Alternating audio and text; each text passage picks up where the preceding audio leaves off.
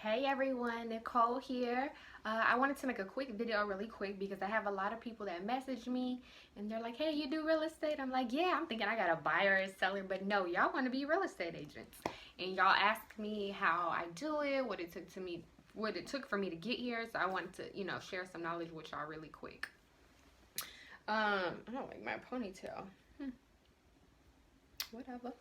Anyways, so quickly, in order to be a licensed real estate in Texas, you have to go to school and you have to take a test and apply with the state. Before I was in real estate, I had a full-time job. I've been doing this over 2 years now and I absolutely love it. Real estate school for me, I went to Champion School of Real Estate in San Antonio, and I liked it because they're very flexible in regards to scheduling. They have online classes, evening, weekend. I worked full-time at the time when I was going to school, so I took evening and weekend classes, and I got it done in about 6 weeks. It cost me about $900, I think. That's just what worked for me at that time. There's 6 classes you take. After each class, you have to take a test and pass each class, which is fairly simple. Once you pass all 6 classes, then you would apply with the state to take your state exam. The state exam, I think it's between $250 and $300 that you pay to do that. Once you pass the state exam, and they give you a certificate, and then you apply for your license with the state, which is like another $200, $300, whatever that was. It's an investment you are making, and you definitely would hope that the outcome is greater than your investment, and that's with anything in life, right? So I went to real estate school, took the test, applied for my license. It took me about 2 months altogether, I guess, to get all that taken care of. And then the route I chose with my license, I end up signing on with the brokerage. First of all, I definitely encourage you to go to school in person because there's so much more information you learn in person than you do online. Secondly, I highly recommend that you interview real estate brokerages, multiple. In the beginning, you're going to be new, you're going to need support, and doing this in real life versus what they teach you in school is 2 different things. So highly encourage you to interview for support. Different brokerages charge different fees. You do, for the most part, have to pay a monthly fee with the brokerage. And that can be anywhere from free to $500. It really just depends, but just keep in mind that you're kind of going to pay for the service you get. And I can say that from experience, okay? So currently I work for Coldwell Banker Realty. We just changed our name, had to remember that. But I work for Coldwell Banker. That is my brokerage. So with them, that's how I, sell houses and list houses. So you sign on with the brokerage. You also usually sign on to become a member with the board of realtors that's in your area. So for me, I'm a member of San Antonio Board of Realtors, also known as SABOR, and I'm also a member of Fort Hood Area Association of Realtors. I work both areas, and with both boards, I have to pay a membership fee yearly. So that's another fee you have to pay for every year to be a part of those boards. You also have to pay for your MLS access. MLS access is multiple listing services for those who don't know, and that allows you to see all the houses that are on the market for sale. For me, because I'm a member of both boards, I pay both MLSs, and that's probably like I think it's like $130 or $150 every quarter, 4 quarters in the year. And that's for each MLS. So Fort Hood MLS, and then also for San Antonio MLS. But I have access to both of them. I sell in both areas, so it works for me. Also, I pay for National Association of Realtors, which just about every realtor does. The term realtor is actually trademarked with the National Association of Realtors, and that is because I'm a member with them. We have our own guidelines and ethics to follow with them. That is a annual fee that you pay for that membership. They have a lot of benefits and stuff for you to use as a realtor. So those are fees that I pay. I also pay, if y'all know what this is, maybe you've seen it before, this is a lockbox. It's a Bluetooth lockbox. It's called Supra. I pay for this monthly.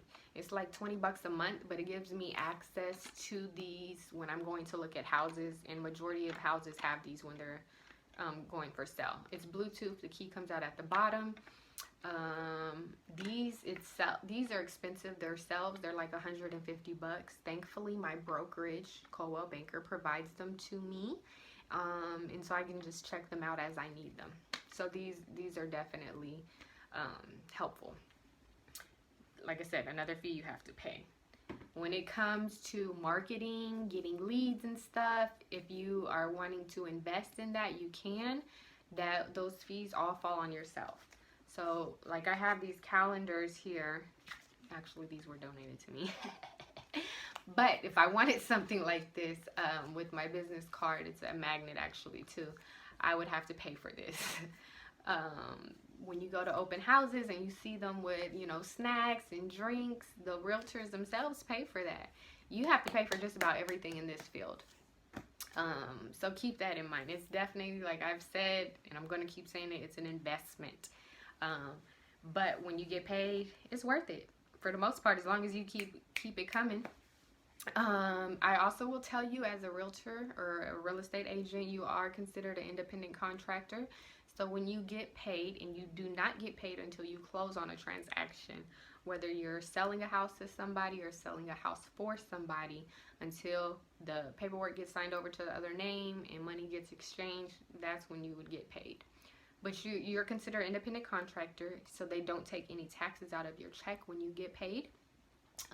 So keep that in mind, and you would talk to your CPA more about this in depth. That's not my area of expertise, but you may potentially have to pay taxes when you file your taxes if you don't have enough write-offs. So that's just something to keep in mind.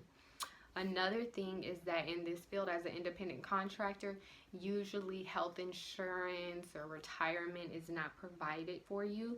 So you would have to reach out on your own to companies that offer that and get it on your own, unless you have something going on with, like, your spouse or whatever. So that's another thing to keep in mind. So if you have children and they need health insurance, you usually don't get that. You're gonna have to pay for that. And go call their health insurance to see what those plans and stuff are running for you. I'm trying to think, is there anything I'm missing? I mean, you guys, like I said, I have people reach out to me about wanting to be a real estate agent. It's definitely a great field to get into. I love it. I enjoy it. I plan on doing this for a long, long time. I love the flexibility and the the joy I get when I'm selling a house for my clients. I love it. You know, you don't spend this much time and money on a lot of things in life, and for me to be a part of that is pretty great. Definitely consistency and organization is key in this field, because you are so independent. You don't have nobody checking you and clocking you, making sure you're doing this and that, A, B, and C. So you definitely need to hold yourself accountable. Consistency, I say, is key, because everybody knows a real estate agent, and you don't know until you're a real estate agent how many real estate agents there are. So, you know, you have to follow up so that people remember you and that they refer you to other people. You also, you know, you do a lot of networking. You're going to meet a lot of people in this field, from inspectors to people who clean houses, who fix roofs, who do lawn care, lenders. It's definitely a big area for that. I'm trying to see here. I want to see if I'm missing anything, you know. You guys can always reach me if you have questions. You know, make sure when you start as an agent that you talk to other agents to see what they like and what they don't like, what's beneficial to them, what may not have worked for them. And you have to find your own niche. But be organized. It's easy to say, I'm going to do that tomorrow. Tomorrow comes. I'm going to do that tomorrow. I'm going to do that tomorrow. And it never gets done. So you will lose business that way. I can say that I have, in the beginning, I struggled with some consistency and possibly organization, but I've gotten better. I still have people that I've reach out to me from the beginning of my career now, wanting me to help them.